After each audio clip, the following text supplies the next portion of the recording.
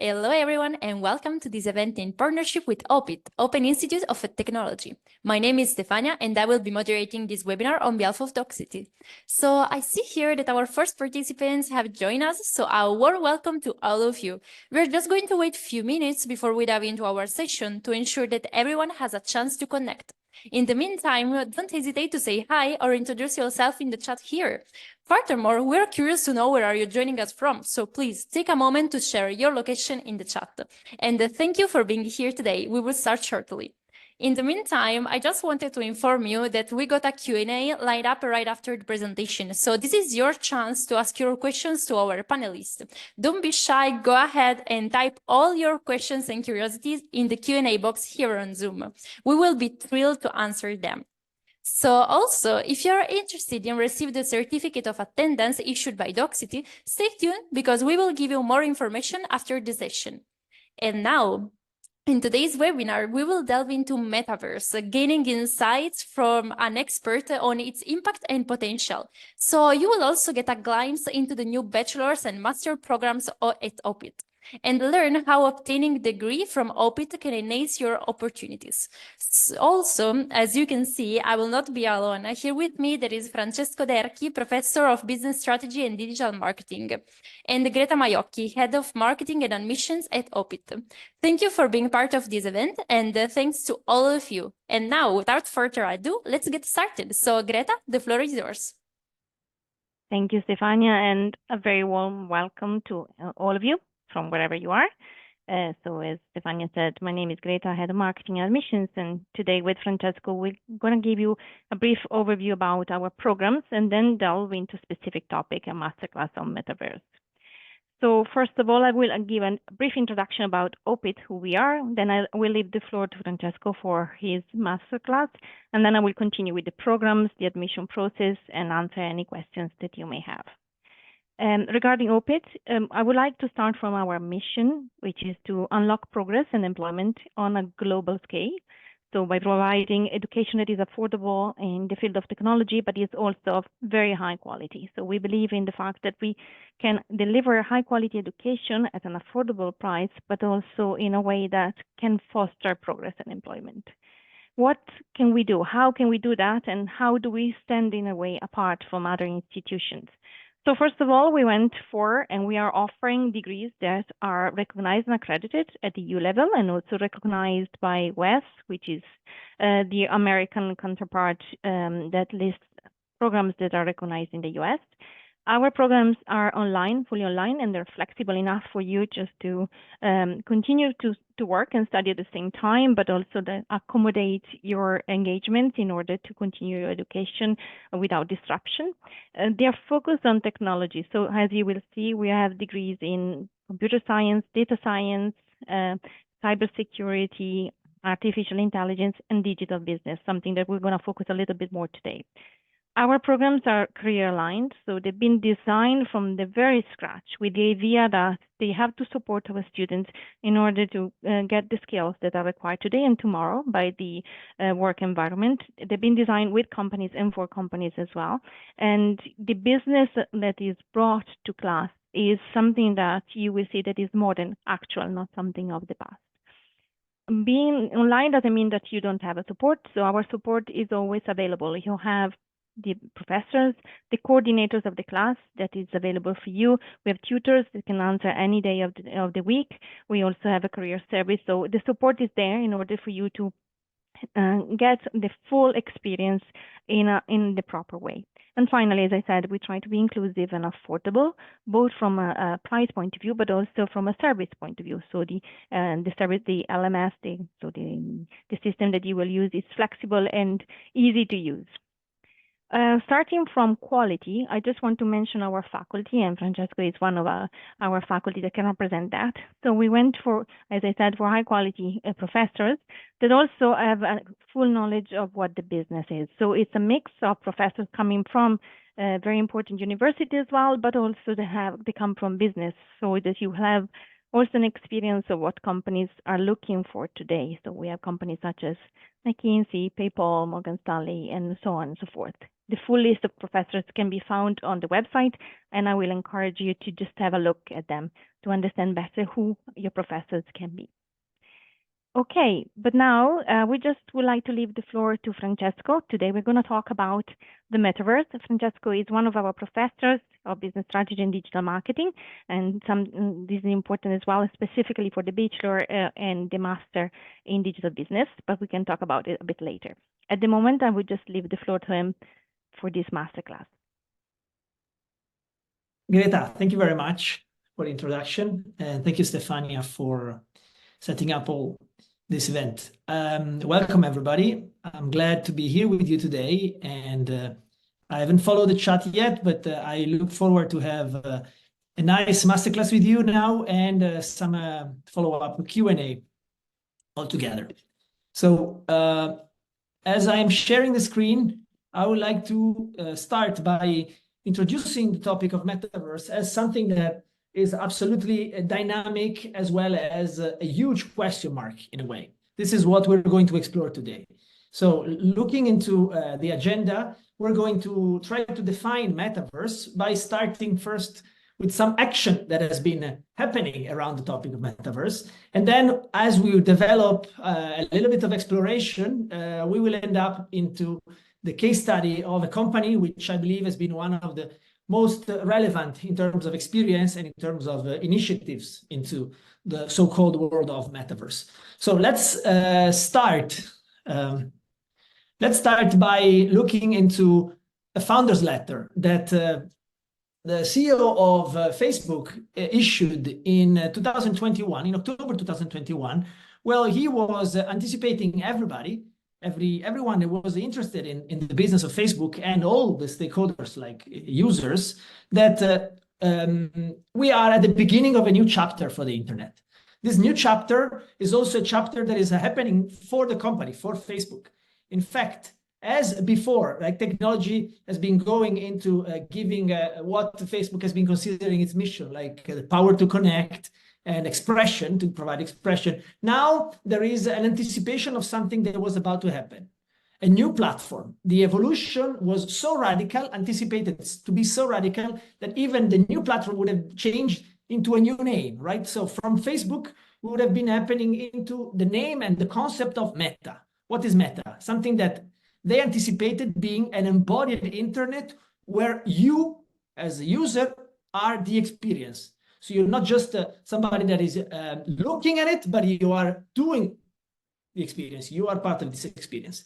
And they call it the metaverse, right? So this is very interesting. And when we look into what are all the messages that's been developed around this letter, the first one is this very interesting video that Mr. Zuckerberg issued, the metaverse and how we will build it together. So he talks about building it, and he talks about this logic of being together into it. So the philosophy is similar to the previous Facebook philosophy, but the overarching goal is now different. It's not only about it's not about connecting only, but it's about bringing the metaverse to life altogether.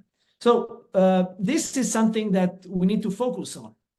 When he talks about bringing the metaverse to life, he doesn't talk about creating the metaverse. In fact, he uses some paradigm that were already existent, some concepts that were already existent. The first of them comes from this 1992 dystopian science fiction novel, which is called Snow Crash, in which the topic of metaverse exists as a digital world in which these characters are moving and exploring around using fully digital avatars. So the concept of metaverse does not come from Facebook per se, but the name Meta is basically the first massive presence of this terminology into pop culture. Similar to that, we see other examples of the same concept, but present with much less visibility and media buzz. One of them is Second Life, which it goes around from 1999. So in the first internet era, it reached the number of 1 million users 10 years later. And now we are talking about an average of 200,000 daily users that are frequenting and using and living into this Second Life. Similarly, Minecraft is for sure a platform that many of you already know. We're talking about more than the double of the daily users than Second Life. And now we see that it provides a complete different perspective because it is decentralized. And of course, there is already a big tech presence behind it. It's a platform owned by Microsoft, mainly to focus on gaming. So another good example of what Metaverse means in terms of global presence, mass adoption presence, can come from Microsoft, like we anticipated. The way Microsoft seed Metaverse back already in the same times, around 2021, was it was about gaming. So for Microsoft, the Metaverse means engagement in the gaming world. And we see that the big move that Microsoft made in order to enter, to expand, to push further into this space, it has been the world of the acquisition that happened with Activision Blizzard, which happened in 2022 and got finalized in 2023. $75 billion acquisition in total. That is interesting because it positioned Microsoft as a third global leader in terms of gaming. But why this matters to us? It matters because the Metaverse, in this case, it is something that Microsoft has been, let's say, positioned and frequenting and pushing forward into as a technology goals, let's say, since a while, mainly by investing into this main brand, which is the brand of Xbox, which represents for Microsoft the world of gaming. So while in one case we see an adoption that is more related to social, let's say, socialization, in this space, socialization is a consequence of the business vertical of gaming. In fact, in 2021, the big Xbox Metaverse Museum has been released as an anniversary for the 20th birthday of Xbox, and it was very interesting to see how all the data about the users' behaviors around Xbox has been issued, published, released as if we were in a museum. So funny enough, what is interesting to see is that not even 12 months after this anticipation, this great acquisition, the other truth hit in a different way. So from a very powerful media buzz, we go into the truth of layoffs and reconfiguration of business with quite a relevant number of people being left out. What is interesting here to see is the fact that to the media buzz, it doesn't follow up on adoption numbers. And so the need to reconfigure from a business perspective comes along with the not reaching enough traction and enough penetration as was expected to do. This is something that we see also in the case of Meta, the same pattern, right? Great anticipation, but not yet the same backup. And so while Meta announced 10,000 layoffs, part of this year of efficiency, that it was a very strong point that also led to very important financial results on this fiscal year 2023 for the Mark Zuckerberg firm. It is also interesting to see that the goal for Facebook to stay in this space has changed, but still remain. So the company still remain with the name Meta, despite the bad reviews. Like this is a review they got from the Gamer, which is a media platform for focalized in the topic of AR. They say that they call it a broken metaverse. They say that this Horizon Worlds, which is a platform that Meta issued to take care of all this metaverse development and all the community engagement in this space, was less of a virtual utopia and more of a glitchy, incomplete cluster of experience. So there is also a matter of execution, and it's a matter of the way this promise has been put right into place. Of course, this goes along with the difficulty of developing a technology that is still considered some sort of edge, not well yet distributed, or still with a lot of attempt to bring it into mass adoption. finally, what we see here, and this is the last step of this saga, of the Metaverse saga, is the fact that new elements, in this case, the new interfaces, are got into place. So yes, maybe we're not only looking into one platform only. Facebook is changing a little bit its strategy, but still we're talking about an expanded reality, where still we are talking about an enhanced reality, where the user needs support to extend his power into a digital space. So it's interesting from my perspective. I see it a little bit like as if we have a sort of plastic foil, where digital is a sort of little stickers, while we are all wrapped around this plastic foil of digital content digitally, and we need in new interfaces now, wearables, for using it, for entering this, for taking advantage of all the good things that the digital could provide in this space. And so the metaverse remains, let's say, not as a platform one only, but as a vision, like to unify an experience and the future of human connection. So finally, in this first chapter, I wanted to also show you what analysts are talking about when they say, when they refer to metaverse. And actually, the truth is that the metaverse is seen as something still in this very early stage. And so the big anticipation is that in order for the metaverse to reach a sort of productivity, Gartner typically call it the plateau of productivity, analysts anticipate it will take at least a decade. So we're still talking about something very new with a lot of trial and error, but we also have seen meaningfully a lot of media and a lot of pressure to try to move mass adoption into this space. So what are the learnings from this first step? For sure, there has been a lot of big tech investment, and you know that typically when it's about the digital business, we look into the follow the money logic, right? So where the big tech invest, we need to look into in a broader spectrum. Actually, this is where we want to understand what is the agenda behind it, right? And so this media buzz came together with it, but unfortunately, the adoption rate does not follow the premises and the forecast, like we just said. So the big question we still have in this first phase is metaverse just a dream?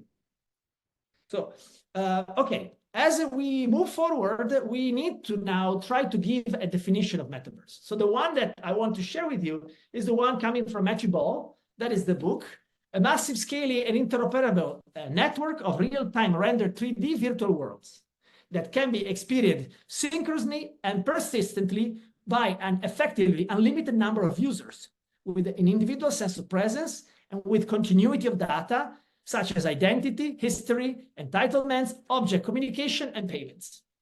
So behind such a complex definition lies a strong reflection that we need to put into technology. So what are the elements that I just mentioned coming from Matthew Ball? There is an issue of interoperability that we need to look into. There is an element very important related to virtual worlds. What is a virtual world? Why does it matter in this case? There is for sure the requirement of a sense of presence that should be provided by the person that is living in the metaverse. And of course, there is a logic of data continuity. That is a critical point that involves a lot of tech stack behind. So let's look into the first one, which is interoperability. Why does interoperability matter? Because if we would be in the real world, interoperability could find a similar interpretation into being a European Union citizen, which means that someone that is able to move freely between all the different countries that are part of the European Union because of the agreements between countries, which are now clearly set. And so not only data, but freedom of movement, okay, that is something that is required. So now, together with it, that would imply, if we were in the digital world, preserving the identity of the user, keeping assets and collectibles. Typically, you are building your profile, and this profile can be moved, can be replicated, can be still the same profile in every different platform that you are frequenting, let's say, or moving around. And then, of course, that would allow you to participate in different activities still by building your own persona that is a unique persona. What is the issue here? The issue is what we call the open garden model. This is the desirable world, which is not necessarily happening today because the business model of the platforms that are participating in the metaverse, like the one we just saw before, is not allowing that. So this is a big issue that we have with the metaverse today. Second element that is very interesting is related to virtual worlds. What are virtual worlds? So first of all, when we want to explore the topic of virtual worlds, we need to understand that we are mainly related to gaming-related development. So where the gaming world exists, we can find different types of virtual worlds. Now, virtual worlds can be real or fictional, which means that we can have an augmented layer of value, digital value, into real world, or a fictional world, something that is entirely digital. And it could be also interpreted as a single user type of behavior or a multi-user. What is interesting to see is that right now, both real and fictional worlds, they have been successful. So maybe we're not talking about the same numbers, desirable numbers of adoption that Meta was looking into. But if we look at the data, for instance, of Adopt Me, we're talking about Roblox, what do we see? We see a case of a game that has been, first of all, created by two independent The ornate horned frog has arrived on Adoption Island. This colossal, ultra-rare froggy is bigger than any other frog in Adopt Me, and you can raise it yourself for 1,500 bucks. And don't forget, you've still got one more week to explore the fire dimension.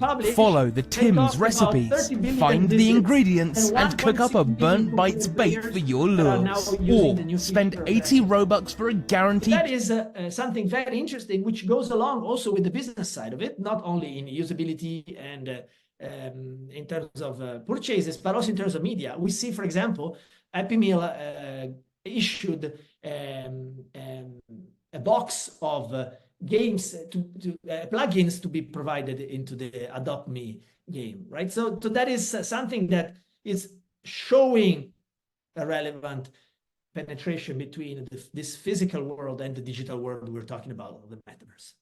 And then the other one, when we talk about the real world, it is a case, very interesting case of Pokemon Go, which has been considered for multiple reasons as the alternative to the dystopian nightmare of Meta. So while Meta has been so judged negatively somehow from media and the users, a different narrative has been developed in here.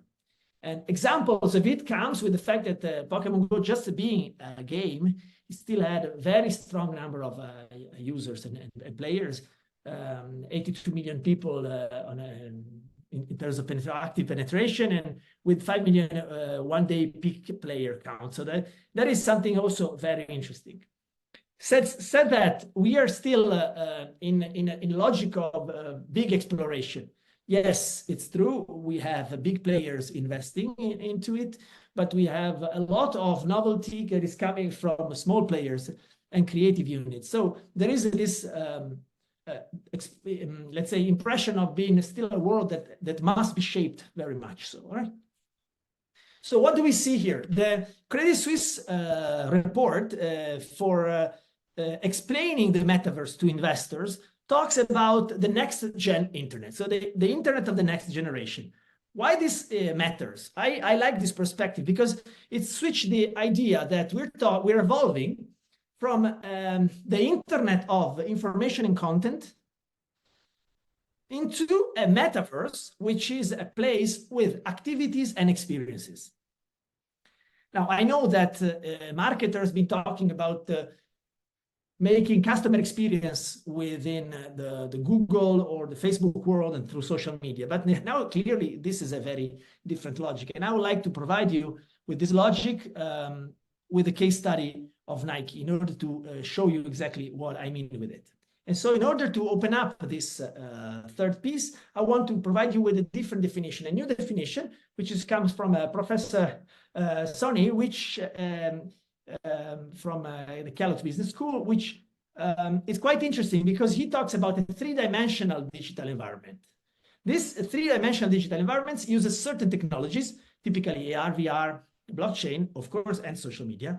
And the purpose of it is to create immersive user experiences that mimic and extend the real world. So there is a topic of real-world extension, which is also very relevant here. What are these three dimensions that we're talking about? The three dimensions are the fact of being in an immersive place. That requires interfaces. We saw it before. Interfaces are necessary to put ourselves into this immersive mode. There is a logic of creator economy. That is a second point, which implies and involves the logic of community, the logic of value, of creativity that lies out there, and people could contribute and make it happening. These are the creator economy.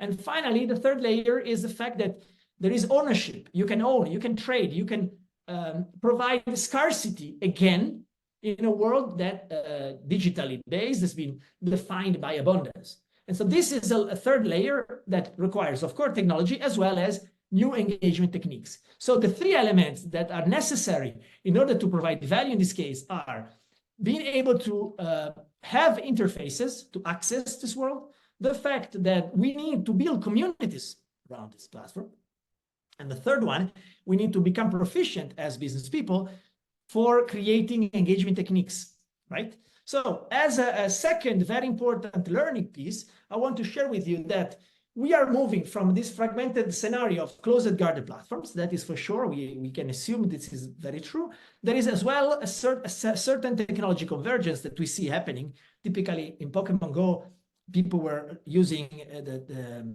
mobile devices into decoding what is in the real world, because there is a digital layer out there that you need technology to scope and to exploit. There is a topic of limited participation. This is compared to the expectation of the big tech, but there is still a very strong adoption curve. This is witnessed by the power of engagement of certain games. And finally, there is a clear focus on activities and experiences. Now, let's look into, in the next 15 minutes, let's look into what is happening when it comes to moving from a dream to reality, right? So how is it happening in the case of Nike, right? So I don't need to introduce Nike as a firm, that's for sure, but I want to explain to you that Nike has been focused specifically on the topic of Metaverse about 2-3 years ago, when they, following the different media evolutions that we have been seeing before, they decided to move not only into Metaverse, but overall in general into the new tech that were developed.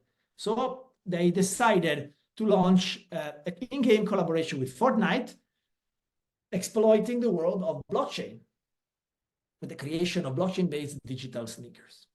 They decided to leverage the penetration of Roblox, which is another platform, by building and imagining a showroom that could become a showroom that is developing a 3D logic that could become also a store. And then they also made a third very important step by acquiring a company, you might be familiar with it, called Artifacts. This is RTFKT, which provides tech-based fashion. At the foundation of it, it was a tech-based fashion. So an NFT sneakers with a very strong link with creatives, with artists and creators. And so the purpose was to start looking into how, again, the logic of scarcity can be exploited in a world of digital in which we have abundance of numbers and access. So this is the context that Nike decided to step into. And we can identify 4 specific goals that Nike had when they looked into the spectrum of metaverse option. The first goal was to protect, to make sure that the moves they were doing were to provide the protection into what is their highest value, which is the Nike brand and all the different brands that are part of the architecture of it. So with the trademark application. The second was to expand the traditional current offering into the digital space, and also to expand the team, because the moment you want to look into digital space, you also need to have digital explorers. And so the new developers, the new tech people are considered the digital explorers in the space. The third goal, very important, is to join new spaces, join new areas where they really wanted to create value, to create this continuity of value, which is already very clear in the real world.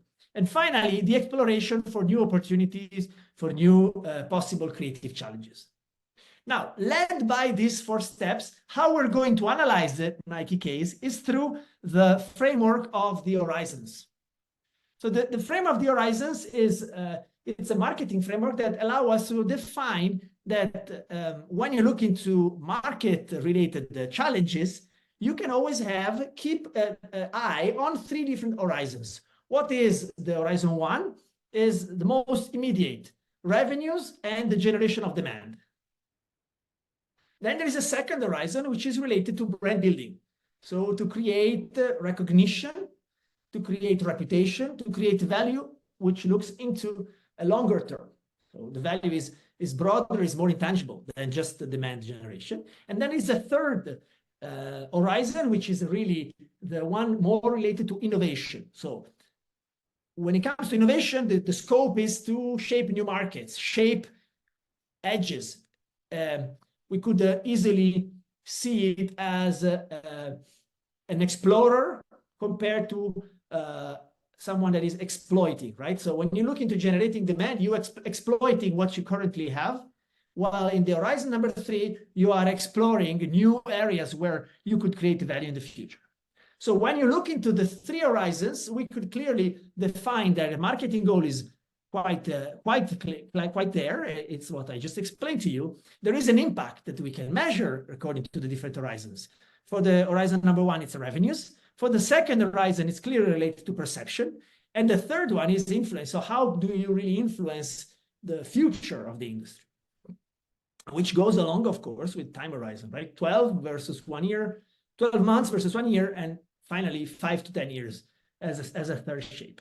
Now, led by that, I would like to show you how certain initiatives can be read into this, right? Because remember, we are talking about fragmentation. So how do you approach this fragmentation? So the first way to do it for Nike was to operate with Fortnite and launch a bundle in which they combined the Air Jordan trainers together with some outfit. So users could buy a specific outfit and the same Air Jordan favorite shoes in the Fortnite and apply it to their avatars. This was the first step for launching a collaboration and exploring how this went. However, this operation at first seemed to be done almost for free to provide some presence of the Nike brand instead of counterfeit shoes that were already available on the platform, created by random publishers.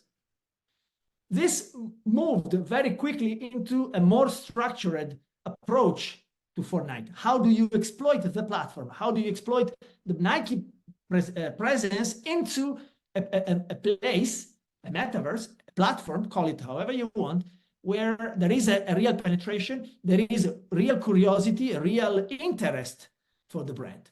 And this is an example of something that Nike has recently done with Air Max. For Air Max, in fact, the logic is not only, let's say, short-termistic, it's not only about selling skin shoes, but they decided to create an island. They call it Airphoria. This island is a virtual, yet very visible space, island, which captures the essence of Air Max. And when I talk about capturing the essence, that reminds me a lot of the way fashion brands create their identity. I want to show you that. Maybe you are familiar, you might be familiar with it. So the island, it's exactly that. This is physical. We are looking into it. It's a city. So there is the logic of Nike becomes a street space where you can see skyscrapers, so you can see basketball pitches, you can see shoes, and there is this logic of futuristic approach with it, which is not only livable in the metaverse, that is clear when it comes to the exploration of the island and the fact that you can buy on the island, right, with your V-Bucks, but also becomes real because a collection of t-shirts are available in Nike store, Airforia branded. So the goal is really to create a continuum between the two worlds. I like this example because it provides a clear idea about how you build a brand. It's very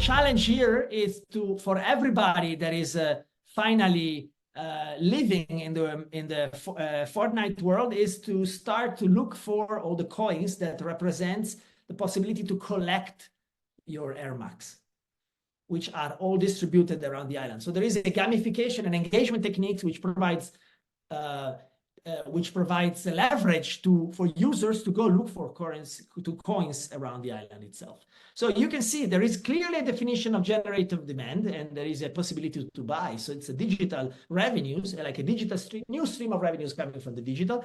It's clearly about brand building. It's a continuity with the brand, but it is also a relevant space into the shaping of new markets. That is super interesting. How do you lead with new worlds? This is a completely new world. The digital island is a complete new world. The second element is the acquisition of this company, RTFKT, the artifact. So that is also very important. That's so important that the CEO of Nike, they said that this is the acceleration of Nike into the digital transformation of Nike. Why this is important? Because Artifact is a creator company of a team of young creators who were very proficient in the world of NFTs and digital wearables, let's say, very much associated with artists and creators of the creative industry. The first experiment that they did together after the acquisition was the launch of CryptoKicks. CryptoKicks is a shoe that has a specific digital life. This is also very important because according to the philosophy of artifacts, which became the philosophy of Nike in the metaverse, digital players, gamers, people that are living in the metaverse, they first decide they're looking to the metaverse and then they express it in the real world. So the in-game fashion style first lead the future. So you need to lead in this generation. You need to lead in this dimension. So what they did is to create collectibles which have a very, very, very high price, very distinctive price, and which led also to the elimination of counterfeits. That generated a sort of bubble. I'm sure that some of you have already bought or maybe have followed this very interesting buzz. What are the learnings here? First is about the digital world meet physical world. So we're looking into something definitely hybrid. And second is Nike is a leader in the fashion game because now the fashion game has an extended world in which to operate. And this is where Nike now is able to lead. Welcome to the Artifact ecosystem. Today, Artifact together with Nike CryptoKicks introduces the future of sneakers. Starting with the Artifact Nike Dunk Genesis powered by DreamOS and Skin Vial Tech. Skin Vials allow you to change the look of the Artifact Nike Dunk Genesis or any compatible sneakers with limited edition skins. Collect, evolve, and breed sneaker skins created by legendary collaborators, artists, and the Artifact community. load up thousands of skins to a single pair of sneakers. Today, we start with Evo X, Artifact's first skin vial collection featuring 8 Clone X DNA-based evolutive skins. Evo X powered skins vials allow you to evolve your Artifact Nike Dunk Genesis sneaker and choose drip upgrades and powers. Which path will you choose for your evolutive skin as you journey into the Artifact ecosystem and unlock the future? The future is now. Artifact. And so after this big launch and exploration, this is the final element. This is the dot swash, the new home for virtual collection for Nike. I encourage you to go and see how they wanted to extend this into a global movement of collectors. And so again, in this second layer, there is clearly the fact that we are able as Nike to generate demand in the first horizon, but as well as a strong presence in the other 2 horizons. The final example that I want to bring you is the Nike Land. Nike Land is Roblox-based community that Nike decided to invest. This is something that they've been reflecting and pushing since quite a long time. It doesn't go in the same direction of others because Roblox has a very specific culture fit. It's has a specific language, technology is very specific. However, we can see that in the Nike Land, we have a lot of different things. It's much more related to gaming. It's about playing different games, but there is also a very interesting store where you can buy skins, you can buy the Nike shoes, and also the number of users. We're talking about 35 million visitors so far that has been living around in Nike Land. So we're still talking about a very strong business. And so finally, also it's clear that the presence on another platform, it's definitely focused on working on the 3 horizons. So to wrap up my contribution today, we see that there is not only one metaverse, maybe there are many metaverses, right? If we look into it. It's very important to think about the relevant digital platform penetration. And so the more digital platforms become relevant, the more we talk about different metaverse eventually.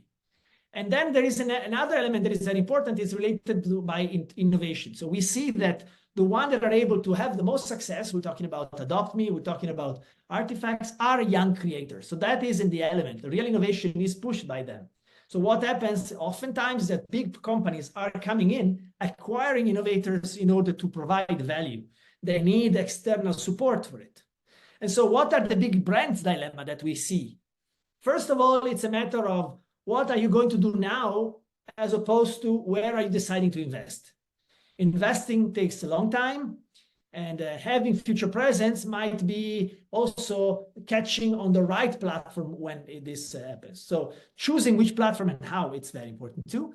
There is a logic of risk appetite. If you're led by looking into revenues in the short run, it's very different than having a cautious approach, which also it's possible that we have seen happening. There is a logic of being able to look into gatekeeper versus old platform. Nike now, by launching this dot swash platform, aims at dealing with collectors firsthand. And that could lead them to be independent by being forced to invest into other platforms, or maybe reduced, or at least manage a direct relationship without gatekeepers. And finally, of course, the presence in the metaverse is led by 2 different things. On one side, we see technology. Technology is there. It's very much there. From interfaces, from the hardware to the software, to blockchain and so forth. But also, there is a very strong matter of culture. So in the cases we have seen, culture is what really actually lead behaviors and purchases and preferences. So proficient brands are the ones that are able to match those 2 in one. So I want to thank you for your attention. It has been a good ride. And now I'm here for you for any questions you might have. Greta, the floor is yours. Yeah, I think before I continue, there are a couple of questions that are for you. So maybe it would be nice for you to answer them. Yes. Which is, well, the most important, do you think the metaverse will impact consumer behavior? I think that as we have seen in this case of Nike, metaverse is impacting consumer behavior, clearly. the fact that Nike decided to buy a company like Artifacts is clearly because they share with Artifacts the vision that for some people, metaverse purchases are as important as real life purchases. And so for sure, the metaverse influence and will influence consumer behavior. The more people will spend time on the metaverse, because the habits on the metaverse will also influence real life. Okay. Okay, and then there is a question more about the programs, and so I'm going to talk about them, but the question is about if we teach Metaverse, and actually Francesco is one of our faculty members, is going to teach within the programs of the Bachelor in Computer Science, where you can specialize in the Metaverse. So this is actually also one of the tracks that we have in our programs. I don't know if there are any specific questions for Francesco, otherwise we continue, and then we have questions at the end. Okay, there is no question for you. So what is the metaverse and how does it differ from virtual reality or augmented reality? And how might the development of the metaverse impact various industries, such as gaming, entertainment, or education, and many more? But maybe you can take a couple of them. Yes, so I think from the example we have seen, when we talk about one metaverse, we talk about technology convergence. So there is not one technology only that we could associate with metaverse, but we must acknowledge the presence of multiple. There is a very interesting scholar that researches the topic of metaverse that talks about 7 different layers of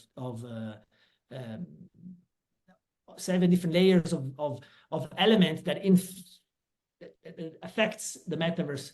Ultimately, we start from connectivity and the fact that we're heading into 6G connectivity, to the fact of having layers of decentralized systems that allows computational power to increase. And then ultimately we led into virtual reality or augmented reality and blockchain. So that is for sure a convergence of all these different elements. I could also maybe answer oh la la, there's a lot of questions in this film. Yeah, I think maybe we can take that. We're going to answer your questions maybe in a separate endeavor. So we're going to take them and get back to you. If you leave us your email, we're going to get back to you. Maybe you want to answer a couple. I don't know, Francesco. Yeah, maybe I could also answer. Yes, so I think there is an interesting question, number 5. How can the metaverse be accessed, and who will have control over resources and infrastructure? So I would say that this is something very important. The way big tech anticipates, let's say, the development of metaverse is that the more people will spend time online, the more people will have needs that are online related. Accordingly, there will be more business. So this is how the strategic, let's say, the strategic outlook of big tech. Now, what is happening is that the big tech has not been able to provide this value, at least not that easily, while other players that are more niche, more focused on one specific need, they have been striving. And so you need to have access to specific platforms in order to follow on the logics, on the dynamics that we have described. On these platforms, if you take Roblox as an example, if you take Fortnite as an example, you find brands that have been dealing with these platforms in order to create business opportunities around it. That's why we call them gatekeepers. They are gatekeepers because they have the control on the users, and brands are exploiting this platform for doing business. Now, the logic that we have seen in the case of the dot swash platform, for instance, from Nike, is that Nike is trying to say it's cool to be part of a community on the Fortnite world. However, I would like to speak to my creators directly on my platform. So how do I do that?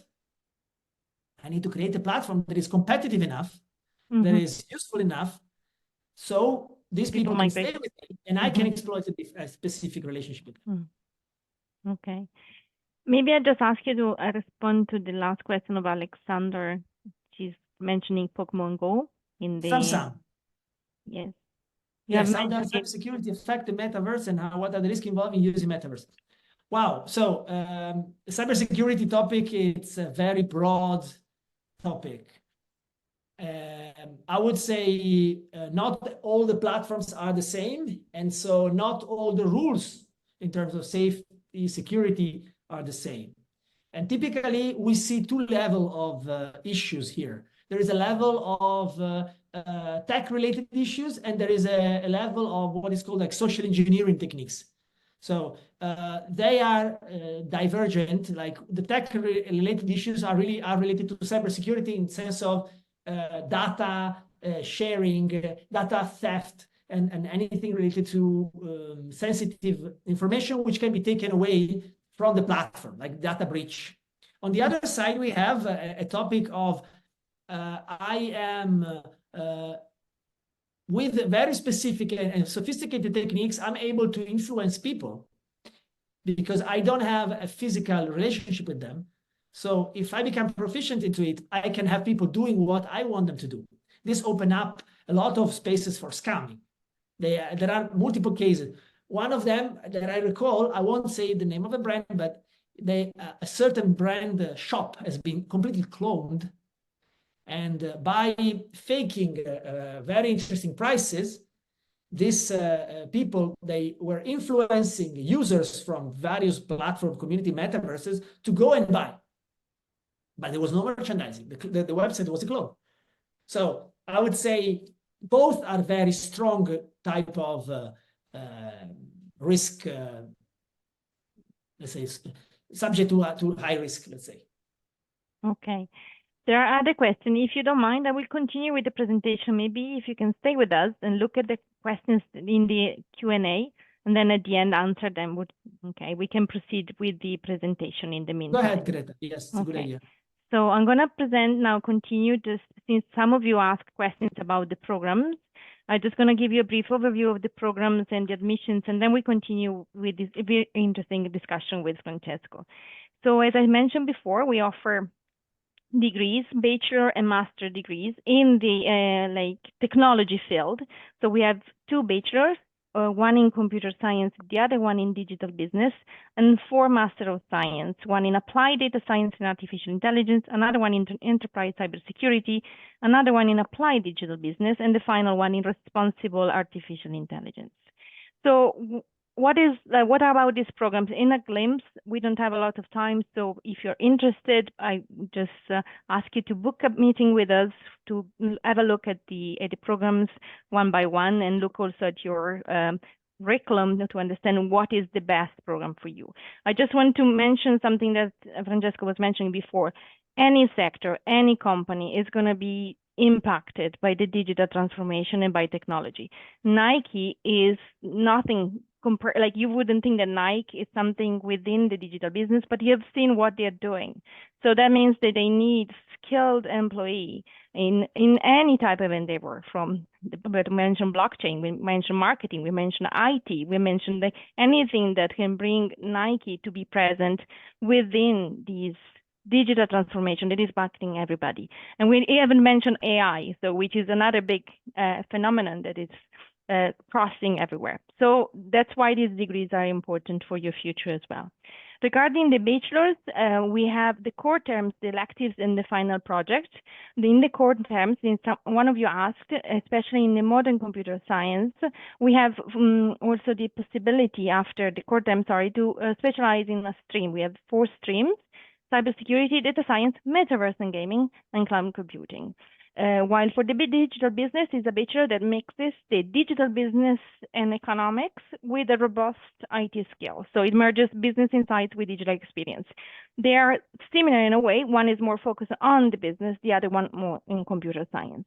And the careers you can see set here are really like something that are really sought. So software developer, data scientists, web developers, digital business consultant, etc. So these are programs that, as I said, are for people that do not have a bachelor degree, and they can last 2 or 3 years, depending if you just do the fast track or the regular track. At the end, you have a dissertation. You can also do an internship in a company. The masters are like more advanced, so you already need to have a bachelor degree, and they last 1 year or 1 year and a half. Again, if we have the fast track, so that you can shorten a bit the program, or the regular track, 1 year and a half.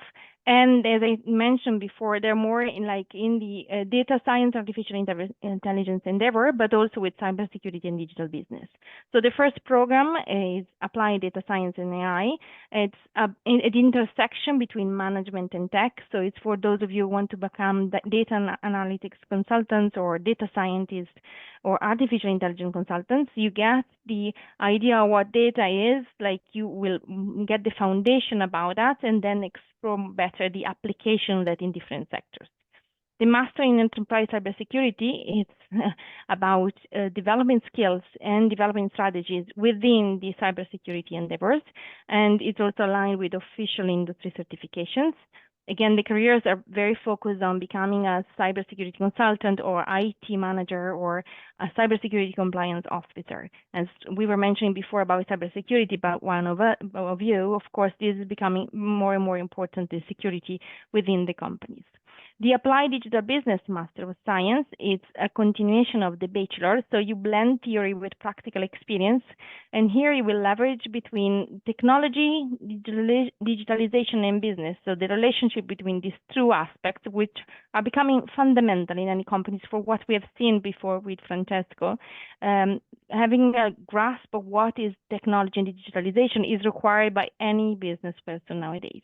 And again, what are the careers? Is becoming a digital entrepreneur, or an innovation manager, a digital marketing manager, very sought after careers. And finally, the last master in responsible artificial intelligence.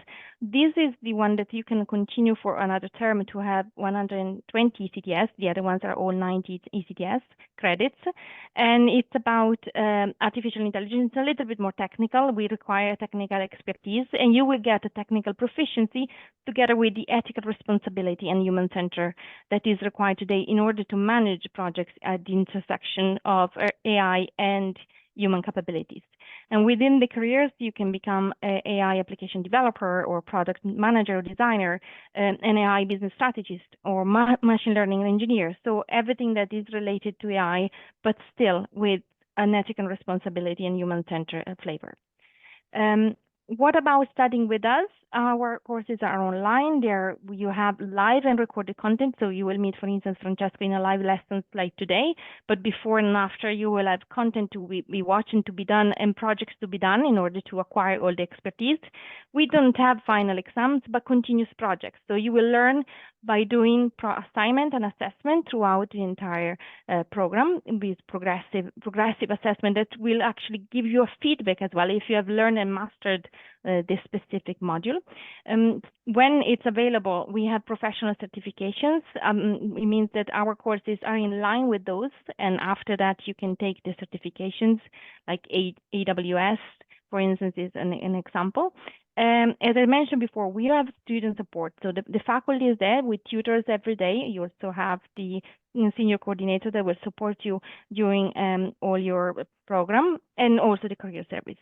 I mentioned very briefly that the program will last the bachelor 3 years and the Master of Science 1 year and a half, but you can finish off your study a little bit earlier if you study over the summer, and so do the Master of Science in 1 year and the bachelor degree in 2 years, at least finish your studies. As I mentioned, we have also the career service. We will support you and coach you along the way. We have resources hub for you to understand what is needed. Also, we'll have master classes with industry experts. This was just a glimpse, for instance, but an example. And of course, internship opportunities for those of you who actually want to start the new type of careers, or career support anyway along the way. Okay, just to enter, what would we require? We require a B2 level English certificate for every program, and a high school certificate for the bachelor, or undergraduate degree for the master's. If you have already studied in the university, stopped, and want to move, we recognize some credit transfers. Also, previous work can be transferred as credits. The application is straightforward. There is an apply online button on the website. I'm going to put it here at the end of this presentation. And once you do that, you upload your documents, curriculum, and B2 certificate if you have it. If you don't have it, we can test it during the interview and you can take it later, and your degree or high school certificate. Then you will sit for a short interview, a motivational interview with us. And then if everything goes fine, like, you will start your journey in September. We start in September 2024, all our degrees. And finally, the tuition fees. The bachelor will last, as I said, 6 terms, while the master 3 terms, and the payment for a term is 2,250. We do have also the opportunity for you, if you apply before the 15th of March, of a discount. You can also pay in advance with a further discount, and we have scholarships up to 40%.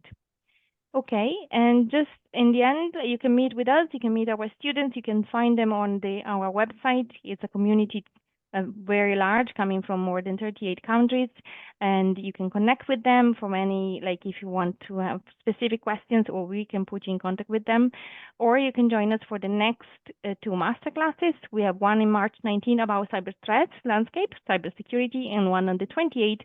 It's more about the courses, the content, the platform, the support system, with 2 of my colleagues that will explain you how it is to study at OPIT.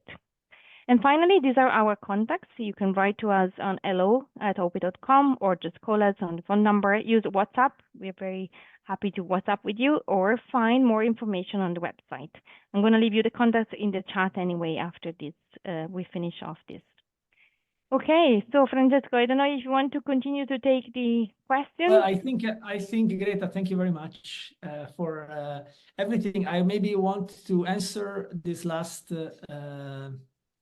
question. I see there is quite a few, but my email is available from the website, and so I can have any type of further contact if possible. I think I like this. There is a I might answer these 2. So the first one is, this course was a lot about marketing in the last half, or was Nike Tactic also a metaverse? So I want to clarify this point. I think it would be interesting. Is the way we discuss metaverse is the presence of different platforms all together with very similar features, which involve very similar behaviors. Now, Nike is clearly not a metaverse. Nike has interest in being part of the metaverse, provide its presence, and create experience in the metaverse, because Nike is a consumer brand, and they aim at being very close to their customers. So this is what they call the customer intimacy. So this intimacy is about spending time together. So this is why they want to frequent and be part of the metaverse overall, like through different platforms, because it's made of different platforms. And then there is Alexander, who sent me respect, so I appreciate that. And you have mentioned games like Pokemon Go game. Do you believe that this kind of game is the most eligible for the transformation into the metaverse? I mean, this game is designed to be half real, and if metaverse happens, are those kind of games the first one to be transmitted into it? And also, do we keep all the progress and achievement from current mobile console screens into the metaverse games? So I would say that Alexander, I believe that the future is unwritten. There is no one answer only to this. What it is clear, what do we see is that the more creative is the attempt, the more, I mean, there are several creative attempts that have been successful. And a lot of them are not coming from big tech. So that is very important, right? So it would imply that bottom-up initiatives are very interesting, and community-based initiatives are very much welcome in this world. However, the big effort would be to bring all these initiatives into something that would be so kind of reconciling, and then finally being able to share, to put data together so users can have this interoperability point like that we discussed before. For now, we don't see it because there are limitations in technology and there are business model limitations. So those 2 elements are the one of curiosity and value that we should aim for. Okay. Okay, so thank you so much for that, Francesco. I think I can answer the other questions. So I see, Camilla, you asked, do you also have English courses to improve the language? We do. We have technical English at the beginning of the course, and then all the courses are in English, so you will definitely improve that. Also, students come from all over the world, as I said. There are students from the US, from the UK, so you will definitely improve that, but we have a specific course, technical English, at the beginning. We offer scholarships, another like up to 40%, as I said. And regarding the fast tracks, how can I have more information about the fast track? Okay, so basically you start the course, and at the end of the first term, you will decide if you want to do the fast track or the regular track. You don't need any particular requirement to access.